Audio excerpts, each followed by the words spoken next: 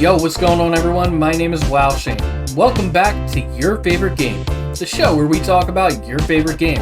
And today's game is a bit of an oddity because I have not been able to play it. Today's game is Dark Souls 3. Today's guest is Colonel Fat69. Why don't you tell the wonderful people about your favorite game? Oh, well, my favorite game is Dark Souls 3. It's the best ender to a trilogy series, in my opinion. Wrapped everything up perfectly. I mean, they did paywall it behind DLC, but it was still absolutely fantastic. Worth the challenge. Best game.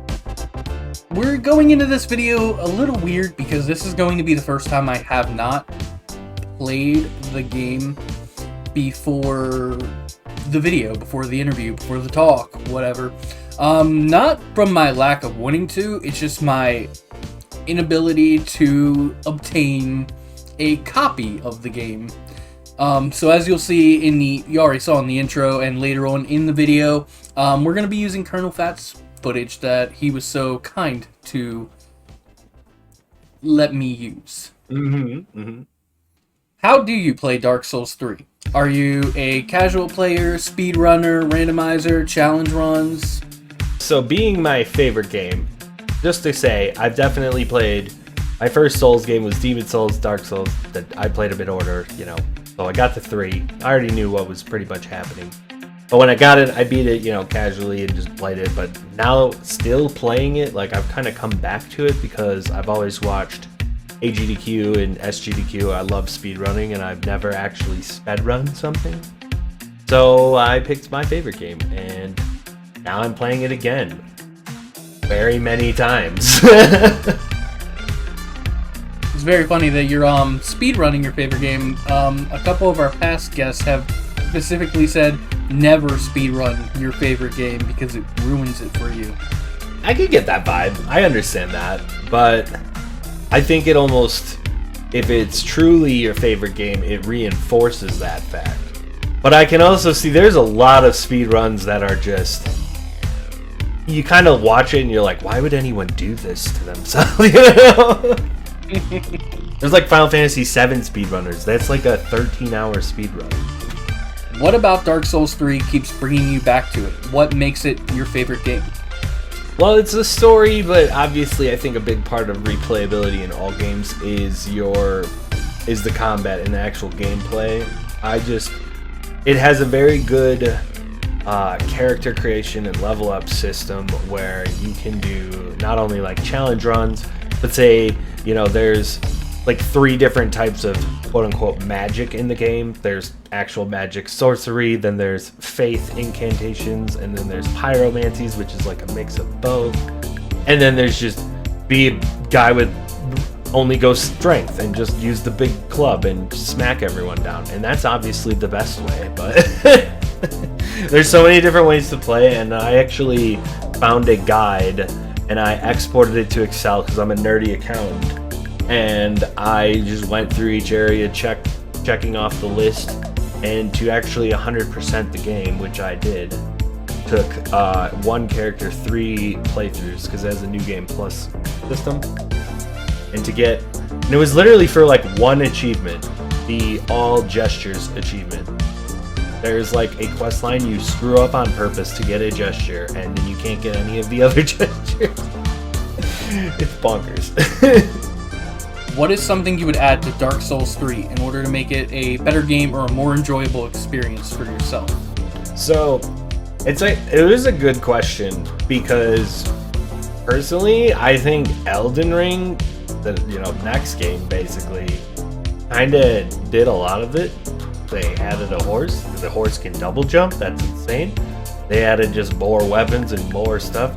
So really, the answer that I truly came to make Dark Souls 3 better, which is something I had hoped for in the past because Dark Souls 2 had it, was a 3rd DLC. Just want more of it.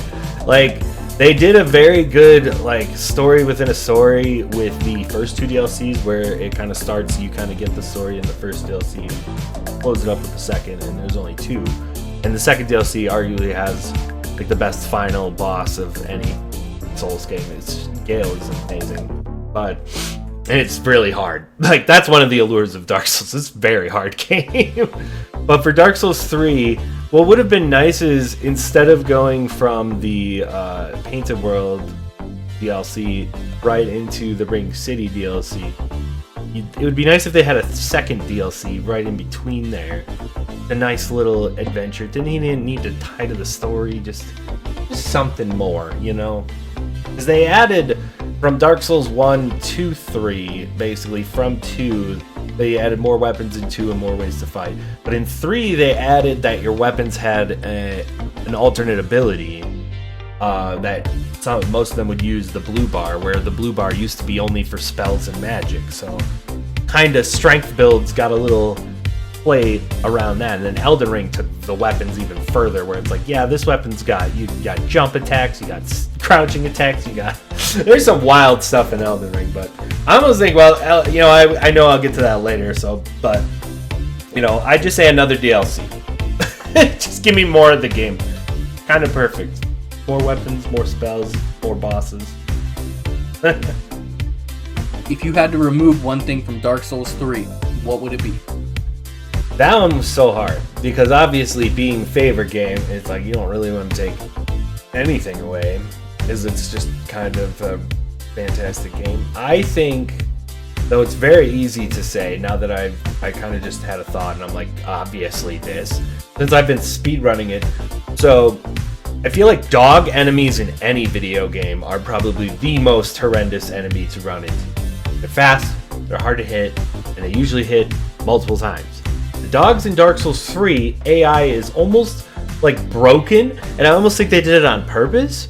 But like, if you aggro a dog, or if you aggro, say, a normal enemy, you can normally just run out of their range and eventually they'll just not care.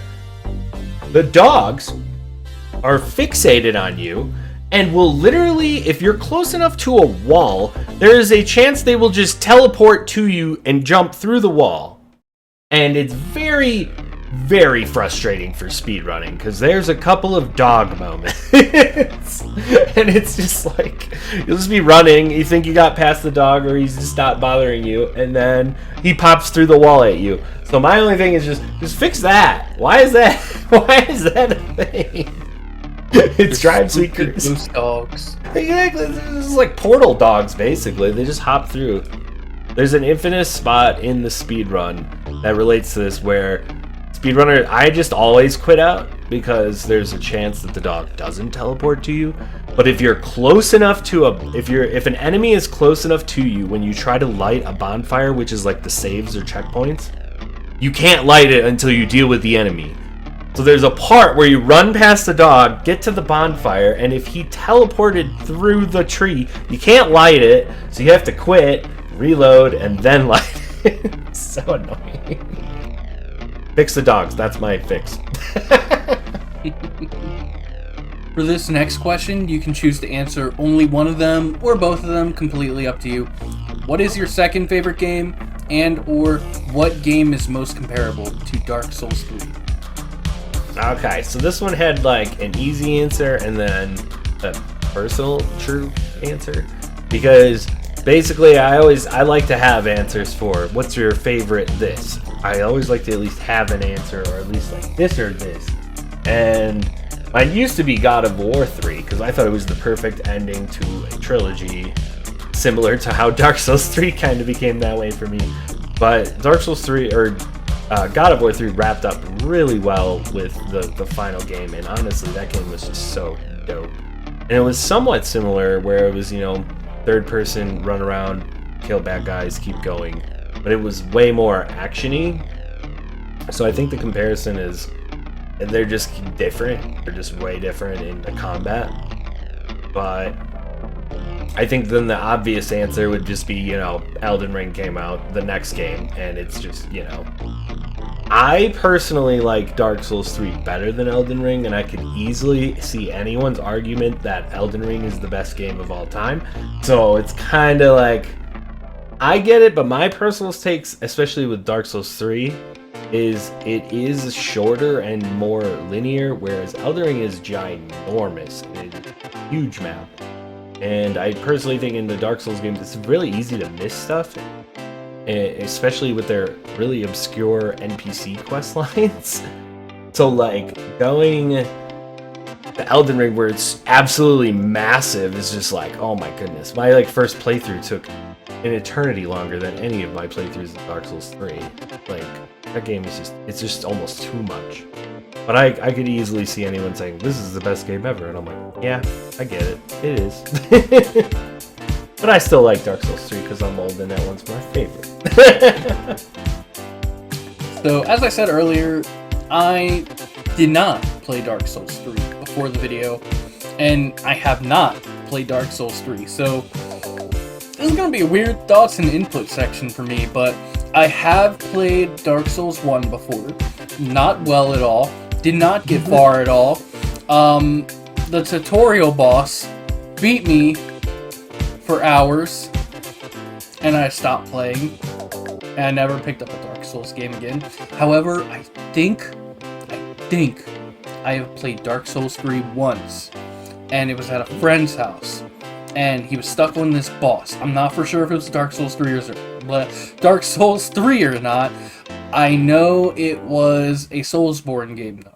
Like, you were in this really dark pit at the end of the game, and there was like this snake head or a dragon head that you had to beat, and my friend was having so much trouble with it. We were just passing the controller around the room and beating this thing up and losing and passing it, and we couldn't beat it that night. So, long story short, Dark Souls is the Dark Souls of the Dark Souls franchise. Hard game, play it if you hate yourself. I don't know what else to say here. I totally get that vibe. And I'm thinking it may have been Dark Eater Midir, which is the last DLC boss, which is, at the point of him coming out, may have been the hardest boss that you could fight in any of the games. Bro, one time I did get him like 1 or 2 hits away from dying, and I just got mapped.